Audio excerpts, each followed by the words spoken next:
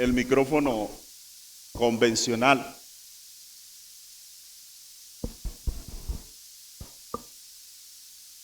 Esa palabra contentamiento podemos tomarla de muchas maneras o de alguna manera definirla de muchas formas. Pero existen muchos patrones que harán que el cristiano se le pueda catalogar como o que anda en un proceso de crecimiento espiritual o no. Entonces la Escritura utiliza un número de imágenes para enfatizar el hecho de que los creyentes deben crecer en su fe, que deben crecer en entendimiento, que deben crecer, que debemos crecer en compromiso. Y pues habla de muchos otros aspectos en los cuales debemos crecer. Y no solo menciona esos aspectos, sino que nos habla de la forma o el medio por el cual debemos crecer.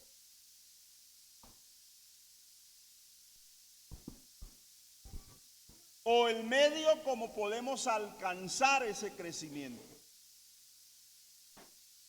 Bueno, uno llega a un tiempo en la vida cristiana en el cual se siente grande y uno siente que ya lo logró. Pero no es tanto por lo que sienta, sino que el creyente se le puede calificar en su vida de madurez y de crecimiento espiritual, no tanto por lo que siente el creyente, sino por cómo es la vida del creyente, cómo es el accionar en el mundo. Entonces podemos definir a un creyente como maduro o no. A mí me han mencionado mucho, y quiero que me entiendan eso que voy a decir. Y me han dicho, la iglesia en Villapaz es una iglesia madura. Y yo entonces les he dicho, no. Hay gente madura en la iglesia de Villapaz. Pero no podemos hablar y generalizar diciendo que es totalmente una iglesia madura. Entonces hay personas que han alcanzado madurez y otros estamos con ese deseo, trabajando por alcanzar la madurez. Entonces estamos en crecimiento. Estamos en crecimiento todo el tiempo y algunos ya llegaron a una edad y espiritualmente hablando madura. Y entonces, ¿cómo definimos eso? Por el cómo vive ese creyente, por el cómo actúa ese creyente, cómo enfrenta las situaciones que se presentan en su vida diaria. Entonces, en este breve estudio, hermanos, que he ido preparando poco a poco, tejiendo unas cosas, quiero enfatizar en 3 áreas. Una de ellas les dije, el contentamiento. Y en un cristiano debe verse la madurez y el crecimiento en el gozo y en el gozo, que podríamos definir gozo también como contentamiento, es un sinónimo.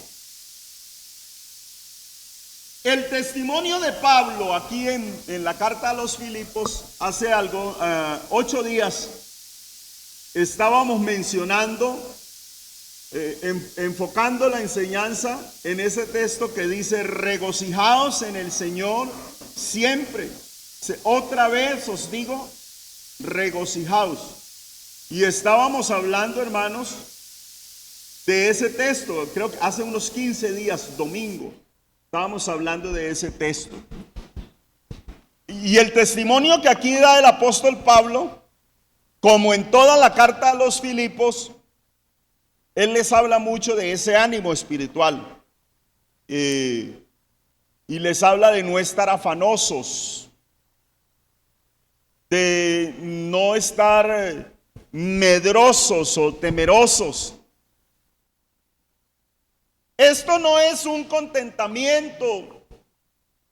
Lo que él menciona en ese verso 11 no es un contentamiento o una indiferencia a lo que el apóstol o los hermanos estaban viviendo. Porque él les está diciendo: no lo digo porque tenga escasez, pues he aprendido a contentarme cualquiera sea mi situación. Yo le pregunto a usted, ¿usted se alegra cualquiera sea su situación? ¿Usted siente gozo cualquiera sea su situación?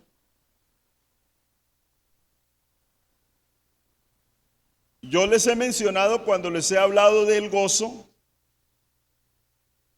que el gozo no es reírse si siento dolor. Eso no es gozo. Esa es una manifestación de una emoción que le llaman alegría. Pero el gozo nos habla de una satisfacción. Y usted puede sentirse satisfecho aún llorando. Puede sentir o tener satisfacción dentro de usted aún en el sufrimiento. El apóstol le está diciendo a los hermanos, les está hablando no de un contentamiento de indiferencia al sufrimiento.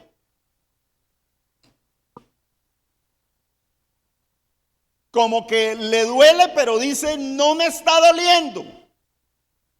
No, ese no es el propósito del cual él les está hablando. O como que estoy en crisis, estoy en una dificultad muy grande, pero decir: no quiero que cambie mi situación. Tampoco es ese el énfasis del contentamiento del cual él les está hablando. Él les está hablando de una suficiencia propia que siente el creyente. Les está hablando como aquel ser que tiene unos recursos internos extraordinarios. Aunque en la vida se estén mostrando cosas contrarias, él sabe que él tiene un recurso extraordinario. Dice: no lo digo porque tenga abundancia o porque tenga escasez. He aprendido a vivir en abundancia y en escasez. Pero está diciendo: he aprendido a contentarme.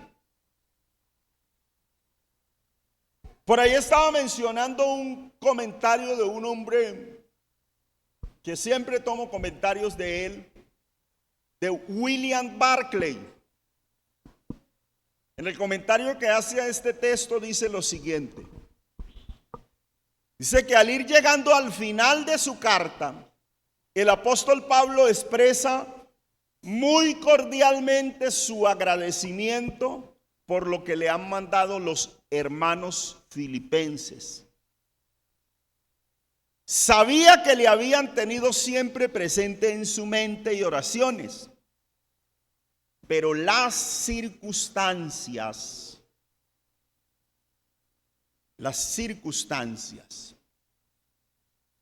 que se vivían seguramente no habían permitido que los hermanos hicieran un aporte muy significativo para la obra.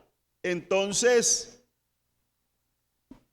él en alguna de sus cartas relata lo importante de ese aporte que hicieron los hermanos de Filipos, porque aún de su necesidad aportaron para la obra. Pero el apóstol está reconociendo que seguramente no había sido suficiente, pero él estaba conforme de alguna manera, no por las circunstancias e ignorando las circunstancias, sino porque él dice: he aprendido a ser independiente. Pablo emplea una de las grandes palabras de la ética pagana de aquella época, y era la palabra autarques, que quería decir totalmente autosuficiente. De la palabra autarquía, que quería decir autosuficiencia. Y entonces tomó una frase que pareciera ser la frase de los famosos estoicos de aquella época, porque los estoicos, ellos entendían que era cuestión de un estado mental el soportar las situaciones difíciles. Entonces, de alguna manera ellos tenían una forma extrema de tomar la vida, y ellos decían que un hombre era totalmente independiente de todas las cosas y de todas las personas si se proponía llegar a ese estado, decía, siguiendo un proceso mental. El proceso mental que ellos suponían era que el hombre debía irse proponiendo a eliminar todos sus deseos. Entonces ellos peleaban contra los deseos, ellos peleaban contra los sentimientos, ellos creían acertadamente que la autosuficiencia no consistía en poseer mucho, sino que decían ellos que consistía más bien en desear poco. Entonces se negaban a desear y decían, si queréis hacer feliz a un hombre, no aumentéis sus posesiones, sino reducid sus deseos. Esa era una filosofía que ellos manejaban. Se dice que a Sócrates le preguntaron una vez quién era el hombre más rico, y él contestó, el que se contenta con menos. Porque ellos creían que es la riqueza, o que la riqueza es de la naturaleza. Los estoicos creían que la única manera de llegar a la autosuficiencia era abolir todo deseo hasta que uno llegaba a la situación en que nada de nadie le era esencial. De alguna manera se aislaban tanto de deseos como de posesiones. Era su forma extrema, donde decían, no dependo de nada porque no tengo nada. Proponían también que el llegar a ser autosuficiente se trataba de eliminar toda emoción hasta que uno llegaba a la situación en que las cosas dejaban de importarle. Entonces, se volvían personas que peleaban contra el tener posesiones y peleaban contra el desear o el apego a algunas cosas. Epíteto empieza en su filosofía, dice que había que empezar con una taza o con cualquier otro utensilio casero. Entonces, si se te rompió el utensilio, ellos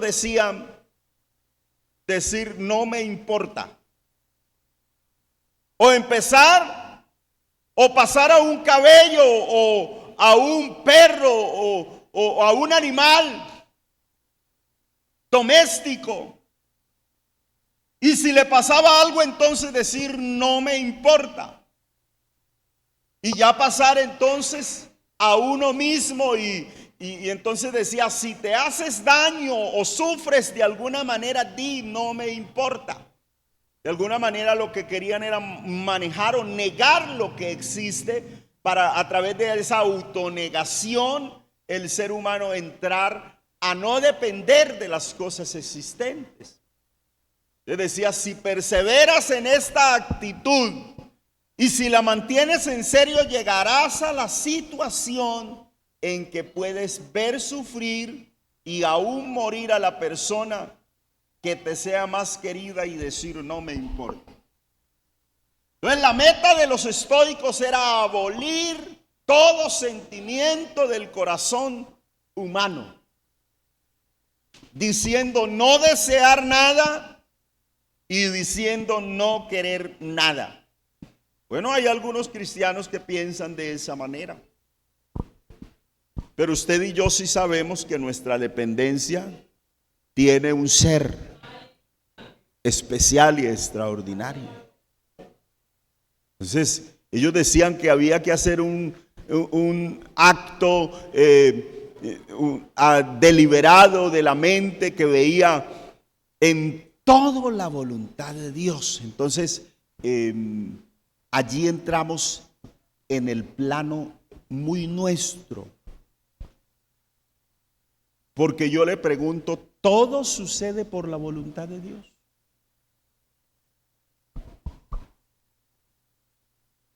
Nosotros cantamos un coro, ni las hojas de los árboles se mueven si no es por su poder.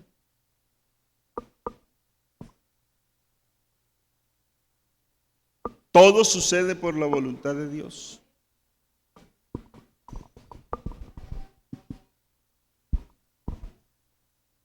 Revierto la pregunta, es decir, la lanzo en sentido contrario. El que una persona se accidente es la voluntad de Dios. Llevémoslo a un plano más espiritual. Que una persona se descarríe es la voluntad de Dios. Que una persona peque es la voluntad de Dios. Entonces, no todo sucede por la voluntad de Dios. Hay cosas que suceden porque decidimos que sucedan.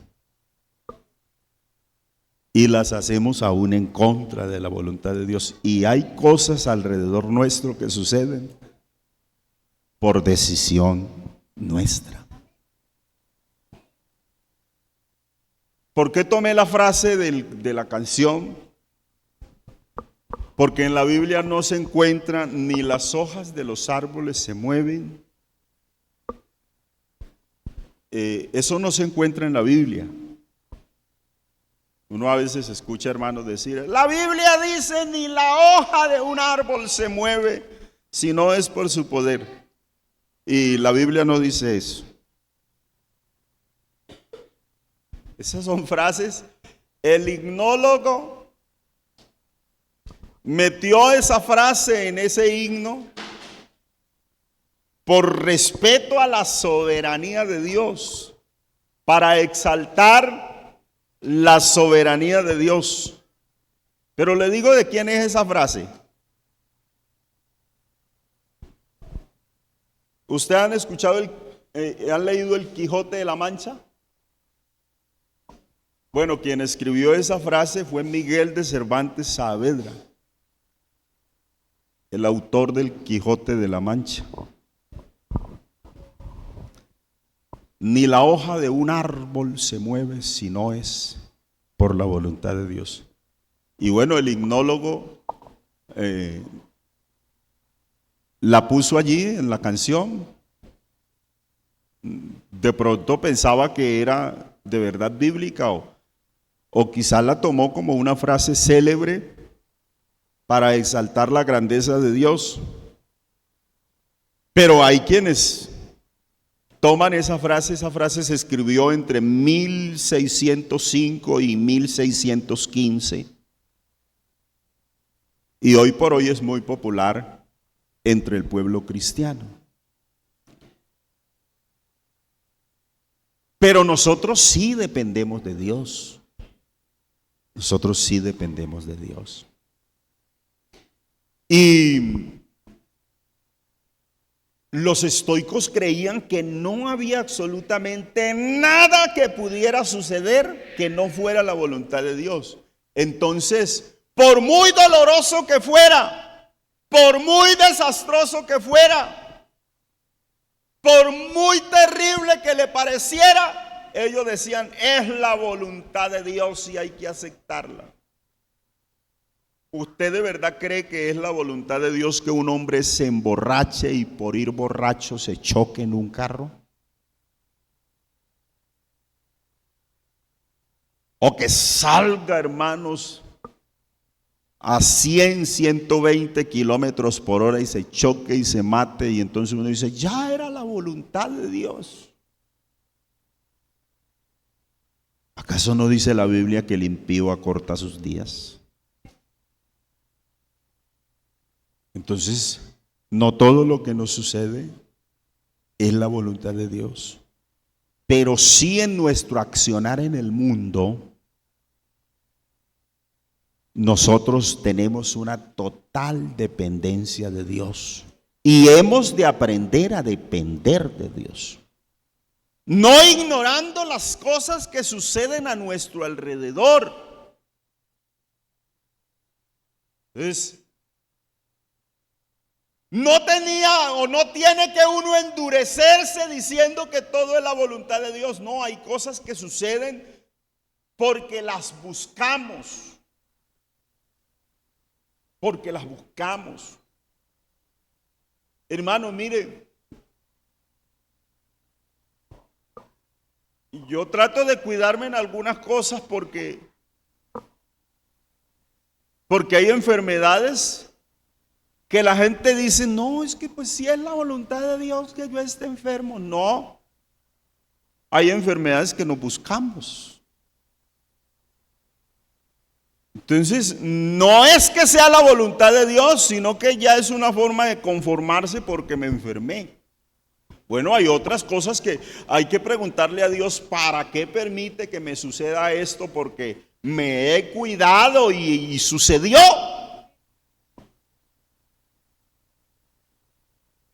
Pero uno sí debe de tratar de vivir lo más correctamente posible.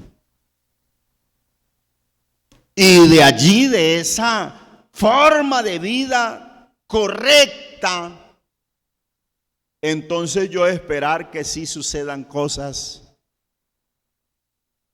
donde yo completamente dependa de Dios.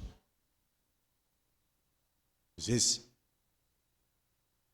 para llegar a esa autosuficiencia, no es que haya que abolir los deseos, sino saber que hay un Dios que me puede ayudar a controlar mis deseos, que estoy protegido en Él y que todo lo que yo deseo sometido a Él puede servirme para bien. No es que tenga que desarraigarme del amor o eliminar las emociones, herir mi cuerpo eliminando todos mis sentimientos, no, sino saber que dependo de Dios y que estoy en sus manos. Entonces, enseguida se ve la diferencia. Pablo está hablando de una autosuficiencia mediante el acto de pertenecer y de depender de la voluntad de Dios. Pablo dice, en abundancia o en escasez, dependo de Dios. Todo lo puedo en Cristo que me fortalece. Está diciendo, no dependo de mí mismo, sino que todo lo puedo en Cristo que me fortalece. Ellos pensaban que dependía de uno. Entonces voy a eliminarme, voy a flagelarme, me voy a meter en las profundidades de las montañas y allá entonces trataré de serle fiel a Dios. Y no se trata de ello, se trata de que usted sepa que su dependencia absoluta es de Dios. No importa donde usted esté, no importa rodeado de quien esté, no importa la situación, la crisis que se le presente, usted y yo dependemos de nuestro Señor Jesucristo. Entonces, si es en el dolor, nos gozamos porque nuestra dependencia es de Cristo. Si es en la angustia, el gozo es perfecto porque la dependencia es de Cristo. Si es, hermanos, en la parte sentimental, si es en la parte emocional, si es en la parte económica, si es en lo más espiritual, gozo en el espíritu porque nuestra dependencia es del Señor. Ese gozo nos habla de estar tranquilos y de saber que Dios proveerá todas las cosas, que aunque todo parezca difícil, el Señor hará que todo se torne en bendición de los que le aman. Los que aman a Dios, todas las cosas les ayudan para bien. Eso es dependencia de Dios. Y eso es nos lleva a tener gozo en el Espíritu.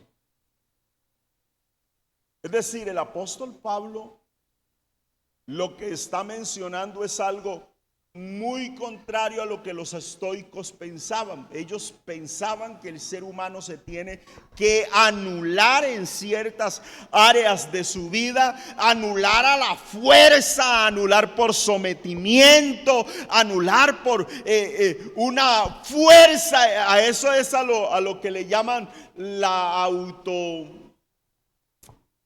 ¿cómo le llaman?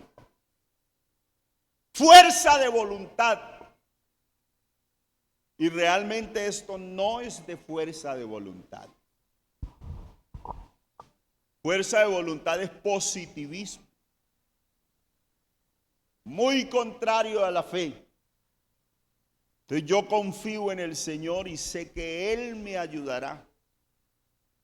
Y sé que estoy en sus manos y cualquiera sea la situación, Él me dará solución en medio de la más dura crisis, porque estoy sometido a su voluntad. El apóstol Pablo está diciendo, estoy acostumbrado a todo, estoy listo para todo. Si es abundancia, estoy listo para eso. Si es escasez, estoy listo para eso. Está diciendo, yo tengo contentamiento cualquiera sea mi situación, porque Dios está conmigo en toda situación. Todo lo puedo en Cristo que me fortalece. Entonces, el creyente maduro que está en esa posición de madurez delante de Dios debe aprender a depender del Señor. Entonces, en su vida secular pudiera mencionar que tiene una autosuficiencia, no en sí mismo, y no porque sea fuerte, no porque sea muy inteligente, no porque sea sabio, no porque sea hábil, sino porque todo lo puede en Cristo que lo fortalece. Bendito el nombre del Señor. Entonces el escritor está diciendo que ha dependido. Está diciendo: yo por mi parte he dependido por la enseñanza del Espíritu Santo y por los tratos de la providencia de Dios. Bendito el nombre del Señor Jesús. Y ese gozo estaba allí. Recuerde que el ejemplo más grande de sacrificio que puede hacer el ser humano, pero también de dependencia, lo encontramos en Jesucristo, el cual por el gozo puesto delante de él sufrió la cruz y menospreció el oprobio y se sentó a la diestra de la majestad de Dios en las alturas.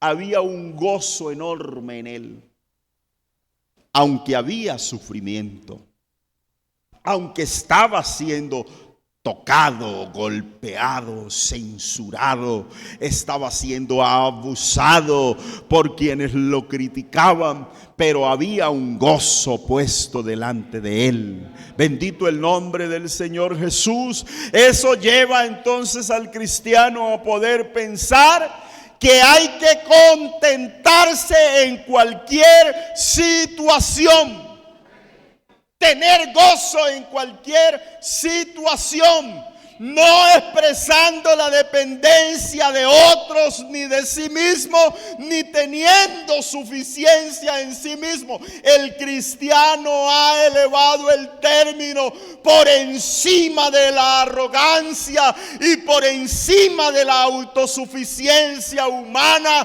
a depender de aquel que es todo suficiente. La iglesia espera en aquel que es todo suficiente, no en la carne, porque no hay nada de qué gloriarse en la carne, ni porque se educara en las mejores universidades, ni porque se ganara la mayor parte del dinero del mundo o estuviera en los estratos sociales más altos. No depende de eso. Nuestra autosuficiencia depende de quien está con nosotros. Es Jesucristo en nosotros la esperanza de gloria. Bendito el nombre del Señor. Bendito el nombre del Señor. Porque, hermano, es que nosotros vivimos situaciones en la vida cristiana.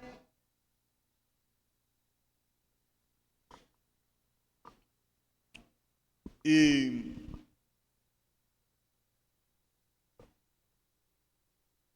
cuando tenemos momentos duros,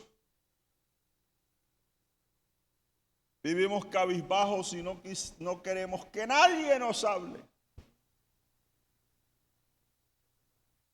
Pero hay momentos en los que decimos: para las que sea, estoy para las que sea. Todo uno entiende que está en una buena situación. Pero, hermano, el creyente que ha madurado en el Señor aprende en que Dios es el Dios que da toda salida. A veces estoy cojeando, pero estoy en sus manos. Estoy tirado, arrodillado, pero en sus manos. Eso hace la diferencia. O a veces estoy saltando, pero en las manos del Señor, dependiendo de Él. Entonces la madurez cristiana nos lleva a pensar que no dependo de mi estado de ánimo. Dependo de Cristo el Señor, quien hará que mi estado de ánimo esté planito. Bendito el Señor Jesús, bendito su nombre, bendito su nombre. Tener contentamiento en su presencia. El creyente que aprende a tener contentamiento en la presencia del Señor es ese creyente que, aunque llorando, sigue publicando a Cristo como el Salvador de su alma. Bendito el nombre del Señor Jesús.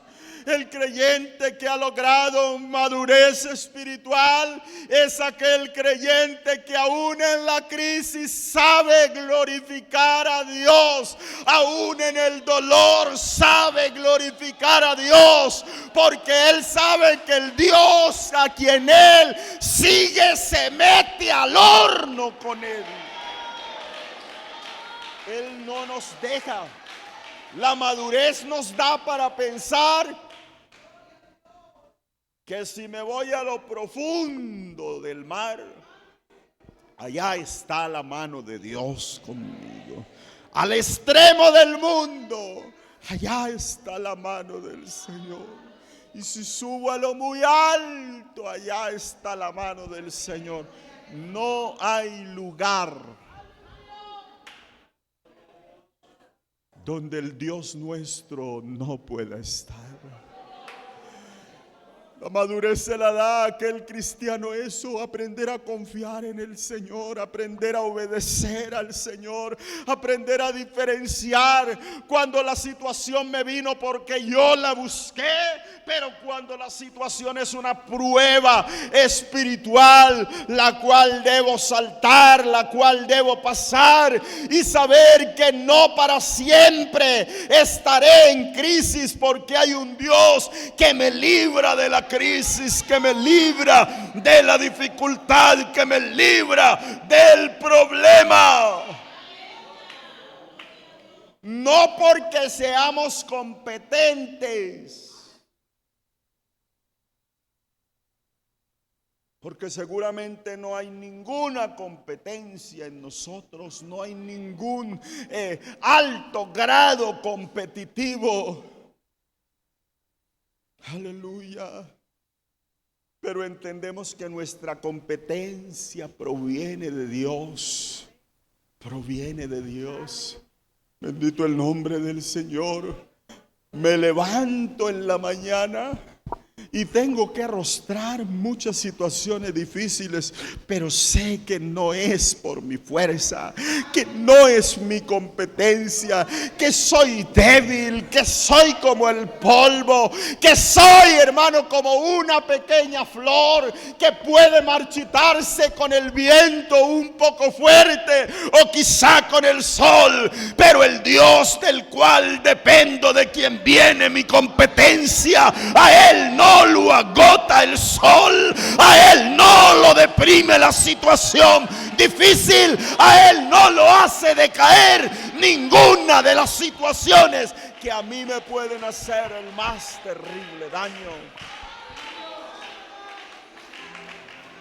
Él se mantiene inconmovible. Él es una roca fuerte. Él es la roca cuya obra es perfecta. Es Dios poderoso. Es Dios de salvación. Es Dios eterno. Y es grandioso.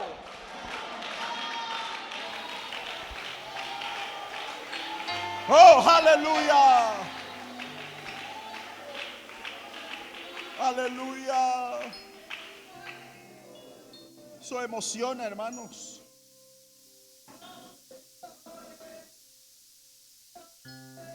Mire, el ser piadosos, aún el ser piadosos. El apóstol Pablo le dijo a Timoteo, primero de Timoteo capítulo 6, el verso 5.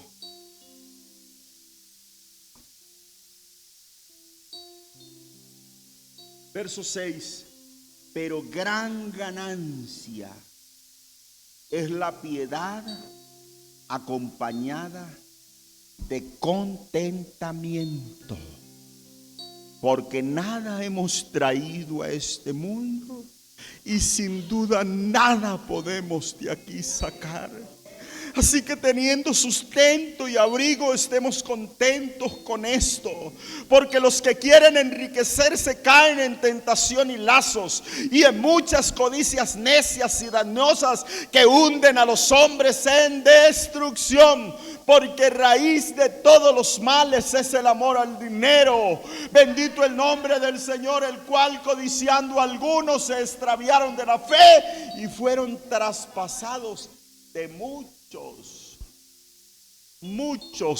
dolores.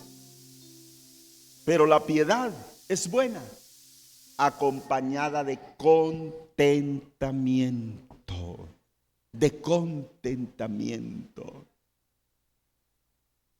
Cuando ese creyente ciertamente muestra mucha apariencia de piedad y es muy bíblico, y quizá ora mucho, y quizá habla mucho en lenguas, y quizá danza mucho, y es posible que aconseje mucho y aplique mucha palabra,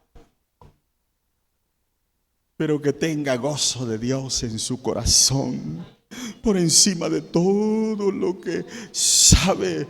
Bendito el nombre del Señor. Para concluir, quiero citar Pablo y Silas, capítulo 16 de los Hechos de los Apóstoles. Pablo y Silas estaban allá en la cárcel. Y usted sabe qué fue lo que sorprendió a los guardas de la cárcel y a los demás presos.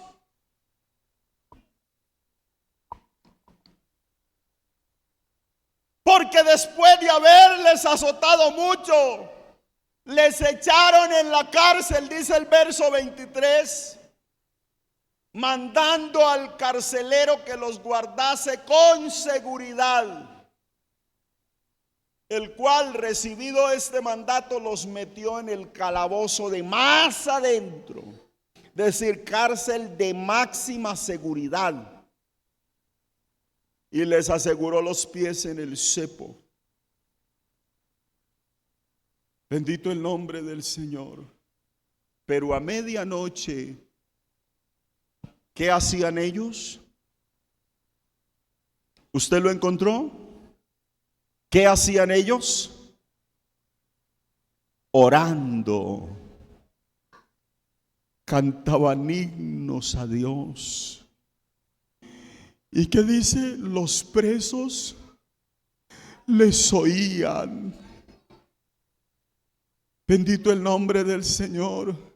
Porque un creyente maduro y que se goza en el Señor, que tiene contentamiento, yo no creo que estaban riéndose, yo no creo que estaban lanzando carcajadas como quien está feliz o dichoso de alguna manera o eufórico. Más bien creo que tenían un canto y una oración a Dios un poco tristosa, pero que alababa al Señor, porque sabían que en medio de la prueba hay un Dios que está allí. La madurez cristiana nos enseña que en medio de la prueba Dios está con nosotros, por lo cual no hay diferencia. Adora en medio de la prueba y también en medio de las grandes victorias. Exalta en medio de la prueba y también en medio de las grandes victorias. La forma de exaltar debe ser y demostrar el gozo. ¿Cuál era la posición de los demás presos?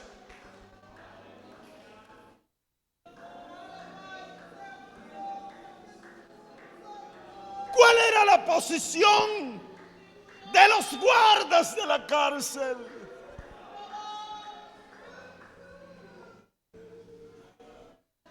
cuando hay crisis. El que se dé cuenta que tienes una crisis está pendiente. ¿Qué va a hacer? ¿Cómo la va a solucionar? ¿Cuál será su reacción? ¿Cómo va a reaccionar el cristiano? ¿Cómo va a reaccionar con la bofetada que le dieron? ¿Cómo va a reaccionar con la palabra de alto calibre que le lanzaron? ¿Cómo va a reaccionar si el problema es de frente y hacia él? ¿Cómo va a reaccionar si le están agrediendo? ¿Cómo va a reaccionar en medio del dolor? Pero estos oraban y cantaban himnos al Señor. Y cuando alguien puede adorar a Dios aún en medio de la prueba, viene también la solución de parte de aquel que todo lo hace en todo, por todo y para todos. La Biblia dice que un gran terremoto sacudió la cárcel.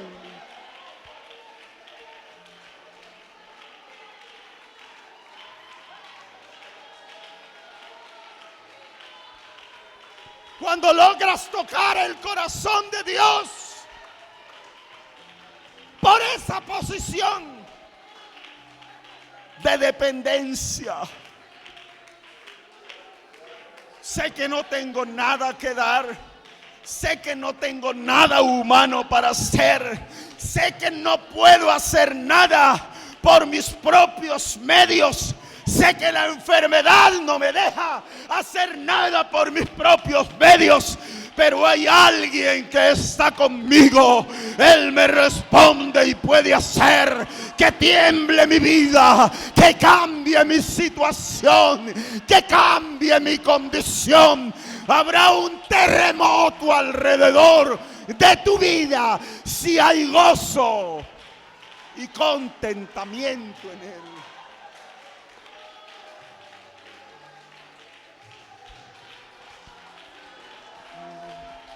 Por eso alaba, simplemente alaba. Si estás sufriendo, alaba. En la prueba, alaba. Si estás llorando, alaba. Tu alabanza Él escuchará. Él va al frente abriendo caminos, quebrando cadenas. Manda a sus ángeles.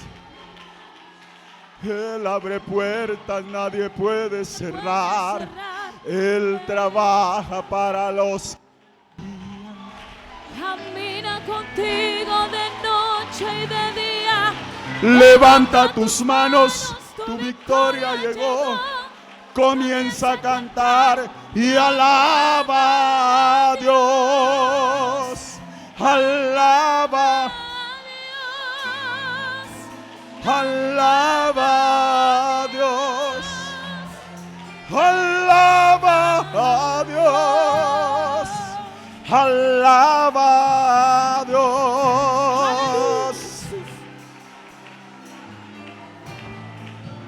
Alaba, alaba a Dios. Él va al frente abriendo caminos, quebrando cadenas, sacando. Manda a sus ángeles.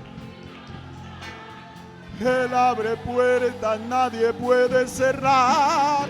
Él trabaja, camina contigo de noche y de día. Levanta tus manos, su victoria llegó.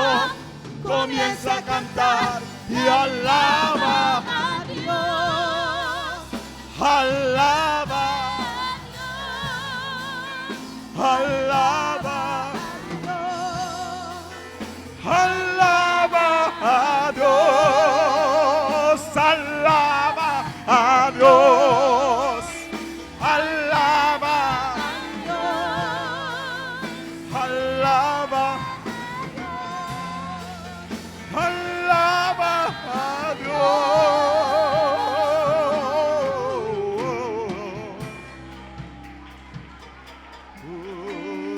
yo necesitamos entender lo que Dios está hablando.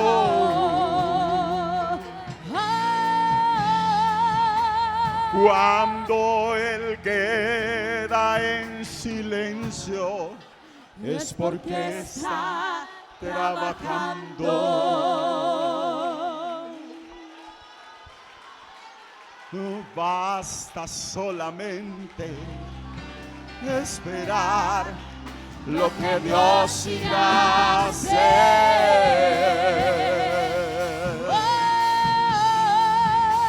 Cuando Él levanta sus manos, es hora de vencer. Oh, alaba, simplemente alaba. Y si estás llorando, alaba. En la prueba, alaba. Si estás sufriendo, alaba. No importa, alaba. Tu alabanza Él escuchará. Dios va al frente abriendo caminos, quebrando cadenas, sacando espinos. Él manda a sus ángeles contigo a luchar. Él abre puertas, nadie puede cerrar. Él trabaja para los que confían. Camina contigo de noche y de día. Levanta tus manos, tu victoria llegó. Comienza a cantar y alaba a Dios. Alaba a Dios. Alaba a Dios. Alaba a Dios. Alaba a Dios. Alábalo. Alaba a Dios. Alaba a Dios.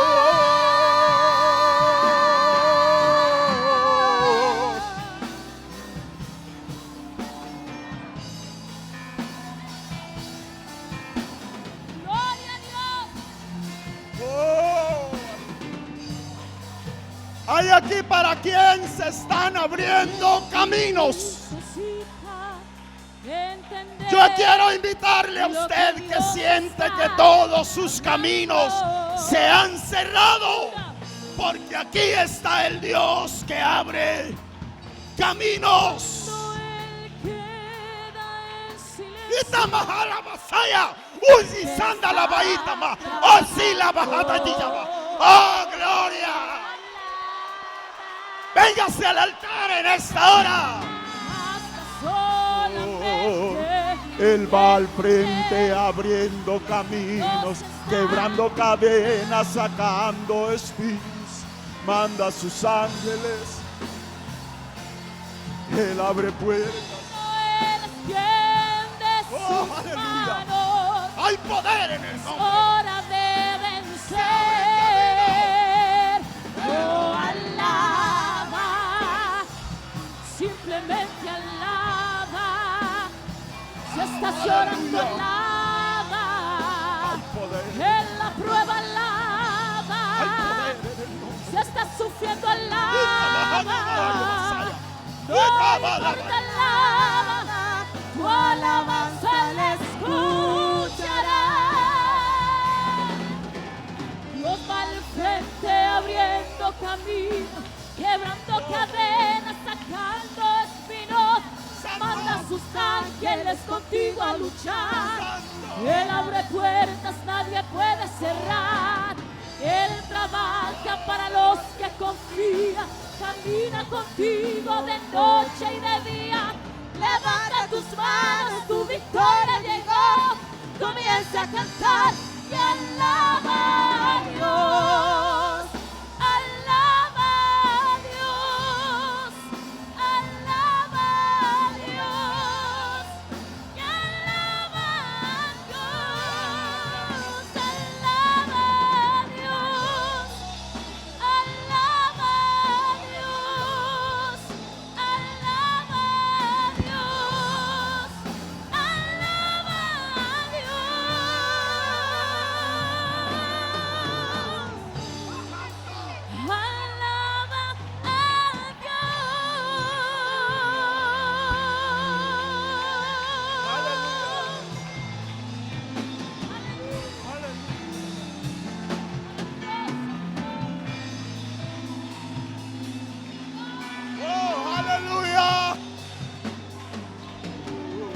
yo te doy las gracias, oh Señor, entre los pueblos, y te canto alabanzas entre naciones,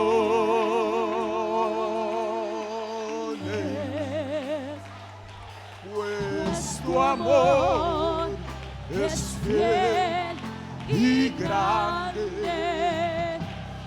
es más grande que los cielos, y tu lealtad, tu fidelidad hacia las nubes.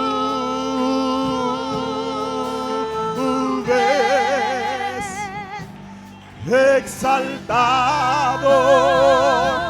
sea Dios sobre los cielos,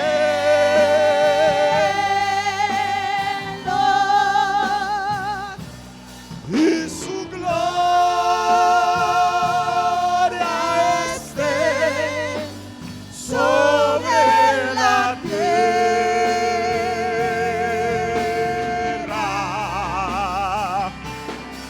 Exaltado sea Dios sobre los cielos,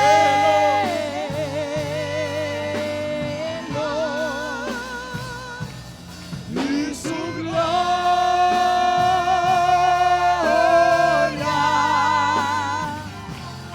y su gloria,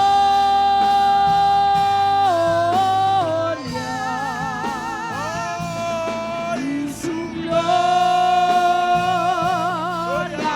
esté sobre la tierra,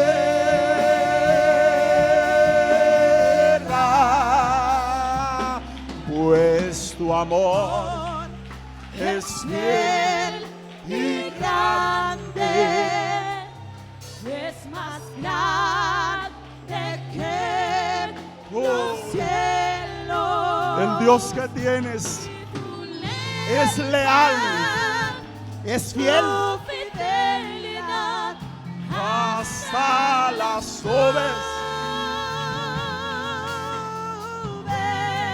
y sea exaltado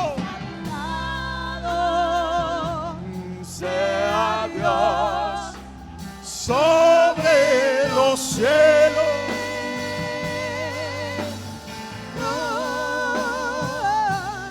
y su gloria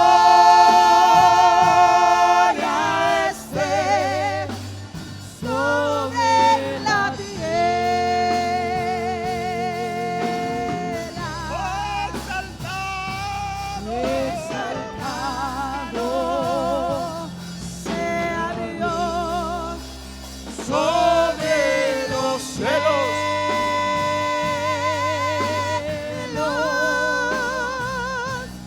y su gloria,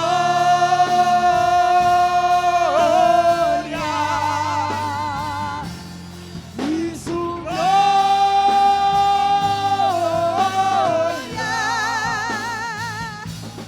y su gloria esté sobre la tierra,